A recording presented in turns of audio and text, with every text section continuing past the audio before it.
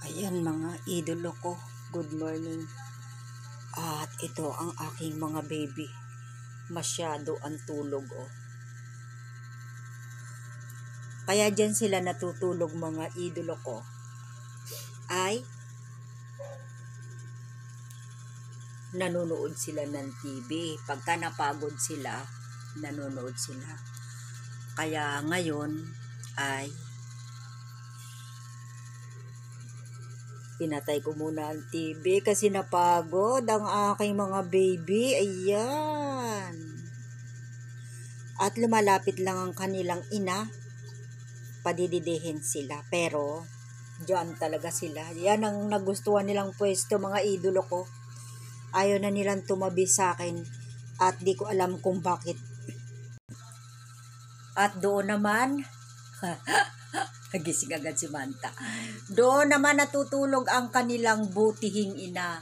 Yan ang nagustuhan niyang pwesto mga idolo ko. Akala ko dati, iniiwasan niya yung mga anak niya. Manta, ano ba yung mata mo? Bakit ganyan ang kulay Manta ng mata mo? Bright na bright. Ayan.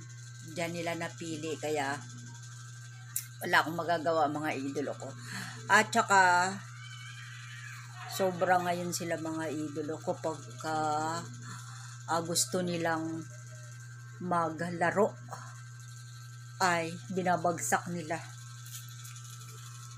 Ayan mga idolo ko, pakita ko sa inyo. Ilang beses ko na yan. Ayan, ito yung aking pamatay ng lamok.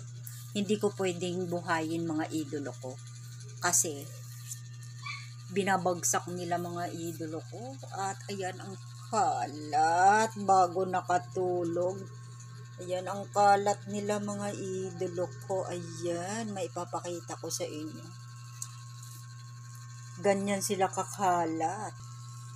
At kailangang hindi ako mag-ingay pag sila ay natutulog. O mga baby! Baby! Hoy! Kumusta na ang mga baby? Uy, may dumi na ng tainga ang baby ko kailangan ng linisan Pabili tayo kay kuya ng panlinis ng tainga. Nagkakadumi na ang baby ko Ayan, napakakit naman. Ayan, hinahalikan ko yan mga idolo ko. Sus, talaga naman. Napakakit naman ang mga baby ko. Oy, nagbago lang ng pwesto Talaga naman Tingnan mga idolo ko. Napakakit ng mga baby ko. Tingnan nyo. Ayun pa yung isa Diba? Paano hindi makikisan yan napaka-cute talaga nila sobrang cute sa mga cat lovers dyan, alam nyo na ang damdamin nyo, diba? Pagka mahal na mahal natin ang ating mga alaga, lahat ng gusto nila o lahat ng ikinasisiyan nila ay gagawin natin. Ayan, Manta,